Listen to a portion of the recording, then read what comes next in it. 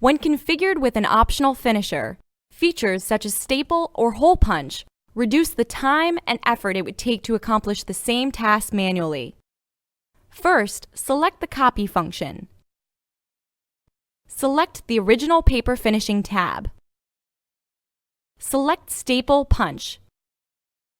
Select Staple Location, then select Hole Punch Location. Select OK.